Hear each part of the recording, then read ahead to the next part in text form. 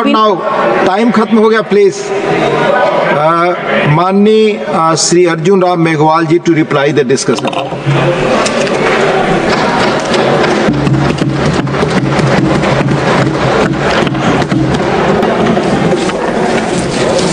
धन्यवाद deputy chairman sir. मैं समय के भीतर ही इसको समाप्त करने की कोशिश करूंगा। आपके निर्देशों की निश्चित रूप से पालना करूंगा।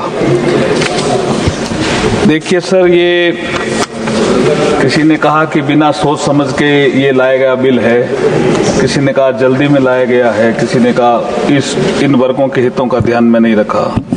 मैं प्रधानमंत्री जी के लाल किले की प्राचीर से जो उन्होंने पंच प्रण लिए थे, उस प्रण में वो देश के नाम संदेश होता है।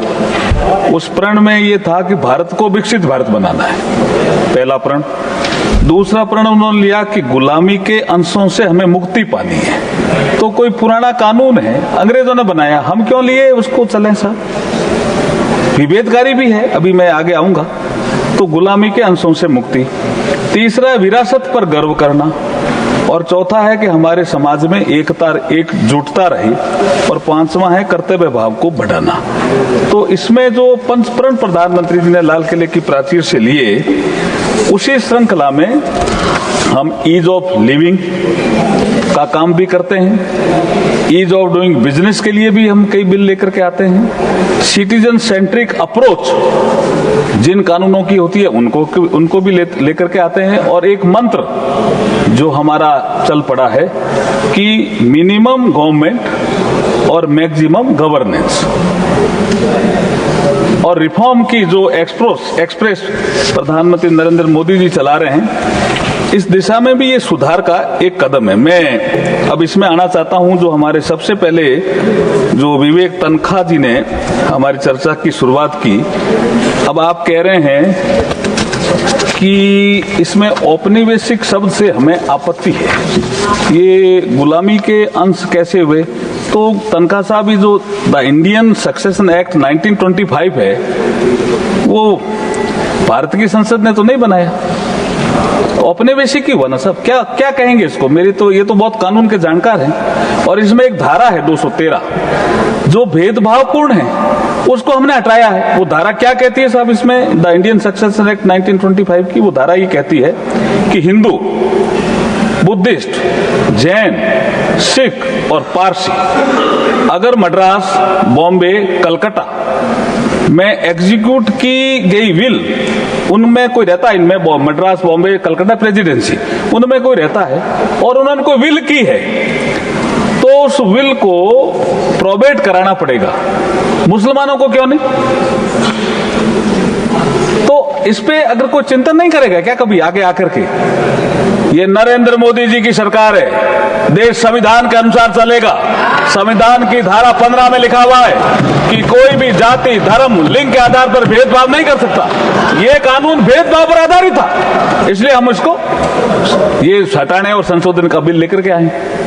अब इसमें एक चीज और मैं आपको करना चाह रहा हूं। इन्होंने बोलते हुए कहा कि द डिजास्टर मैनेजमेंट एक्ट 2005 इनके जमाने में बना होगा, मैं ये नहीं कहता। इसमें हम एक प्रिवेंशन जो शब्द है, हम समझते हैं कि ये कोई गलती से आ गया, क्योंकि हम इसको प्रिपरेशन में वापस सब्स्टिट्यूट कर रहे हैं कि भाई ये प्रिपरेशन होना चाहिए डिजास्टर मैनेजमेंट का। अब ये कह रहे हैं कि प्रिवेंशन कौन करेगा? तो मैं आपको विवेक तनखा साहब भी बताना चाहता हूं कि इसी एक्ट में जो हमारा सेक्शन 30 है, 30/2 में सब क्लॉज 4 में ये पहले ही प्रिवेंशन शब्द दिया हुआ है, तो इसमें यहां आगे आने की कहां जरूरत थी? इसलिए इसको प्रिवेंशन की जगह प्रिपरेशन किया सब। इसमें भी आपत्ति नहीं होनी चाहिए, मेरा ऐसा मानना है। दूसरा, इन्होंने एक उल्लेख किया कि हमारे जबलपुर में काफी आंदोलन हो रहे हैं। अब क्या हो रहे हैं, कैसे हो रहे हैं, मैं जानकारी लूंगा, लेकिन मैं ये कहना चाहता हूं कि द जनरल क्लॉजेज एक्ट 1897 का है सर, हमने बनाए। और the code of civil procedure code 1908 का है। इसमें हम अमेंडमेंट इसलिए कर रहे हैं क्योंकि रजिस्टर्ड पोस्ट की सेवाएं डाक विभाग ने समाप्त कर दी। इस परिस्थिति में कानून की भाषा का प्रैक्टिकल इंप्लीमेंटेशन नहीं हो सकता है। रजिस्टर्ड पोस्ट लिखा हुआ था इनमें। जो नई डाक व्यवस्था स्पीड पोस्ट द्वारा संचालित की जा रही है, उस सेवा को कानून में समाहित करने के लिए हम ये प्रस्ताव लेकर के आए हैं आपके समक्ष कि किसी को भी इंटरप्रिटेशन की समस्या का सामना नहीं करना पड़े। इसलिए द जनरल क्लॉजेज एक्ट 1897 में प्रस्तावित संशोधन रजिस्टर्ड पोस्ट एक्सप्रेशन को स्पीड पोस्ट विद रजिस्ट्रेशन से सब्स्टिट्यूट किया जा रहा है। इसमें क्या आपत्ति है, ताकि इंटरप्रिटेशन उल्टा और सुलटा नहीं करना पड़े।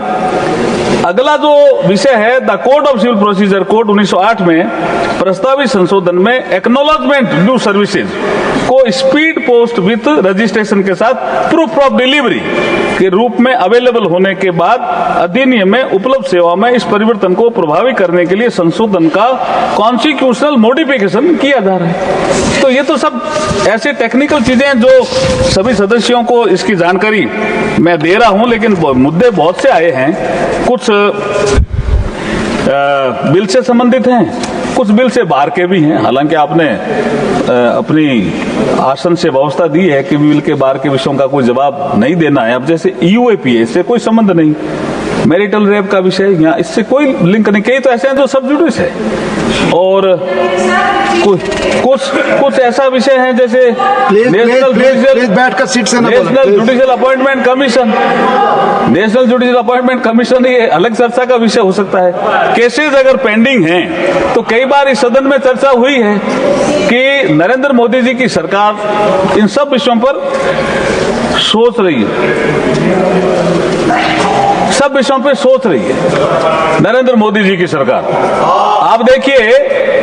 आप देखिए कि एडीआर का सिस्टम कौन लेके आ रहा है साहब, अल्टरनेट डिस्प्यूट रिजोल्यूशन मैकेनिज्म, जिसमें हम आर्बिट्रेशन को भी जोर दे रहे हैं, हम मीडिएशन को भी जोर दे रहे हैं, हम कंसिलिएशन को भी जोर दे रहे हैं। तो मुकदमे अपना आप कम होंगे। एजिंग एनालिसिस, 50 साल पुराना मुकदमा कौन है, कैसा है, 40 साल पुराना कौन सा है, 30 साल पुराना कौन सा है, 20 साल पुराना कौन सा है, 10 साल पुराना कौन सा है, ये कौन लेके आया साहब ये सिस्टम?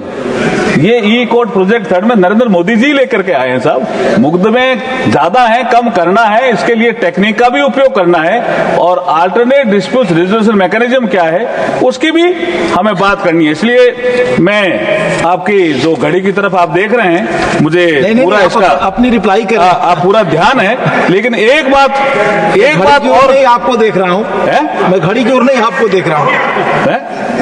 वो भी गया, आपको देख रहे हैं। नहीं, एक बात और कह करके अपनी बात समाप्त करूंगा। एक विषय और आया है यहाँ कि जैसे जज बढ़ाएं, तो जज भी मैं डिप्टी चेयरमैन साहब कह रहा हूं, हम नहीं ज्यादा बढ़ाए। सुप्रीम कोर्ट में भी हमने बढ़ाए और हाई कोर्ट में भी हमने बढ़ाए जज ज्यादा। दूसरा एक विषय इन्होंने कहा कि आप जल्दबाजी में कर रहे हो। साहब, कांग्रेस की सरकारें पहले भी रही, वो भी बिल लेकर के आते थे ऐसे रिपीलिंग और अमेंडिंग। लेकिन मैं आपको एक तथ्य देना चाहता हूं साहब कि जब यूपीए फर्स्ट और यूपीए सेकंड की सरकार थी 10 साल, ऐसा एक भी बिल नहीं आया। इसका मतलब उन्होंने इस संबंध में सोचा ही नहीं। ये नरेंद्र मोदी जी की सरकार है साहब। ये अगर को जो कानून है प्रासंगिक हो गए हैं, उनको निरस्त करने का बिल लेकर के हम आएंगे, लगातार लेकर के आएंगे आपके समक्ष, और सदन से अनुमति मांगेंगे। क्यों? उनकी आवश्यकता नहीं है, उनकी अब आवश्यकता नहीं है। इसलिए हम ईज ऑफ डूइंग बिजनेस के साथ साथ ईज ऑफ लिविंग को भी प्राथमिकता देते हैं। मैं अपेक्षा करता हूं कि सर्वसम्मति से इस बिल को सदन पास करे। बहुत बहुत धन्यवाद, आभार।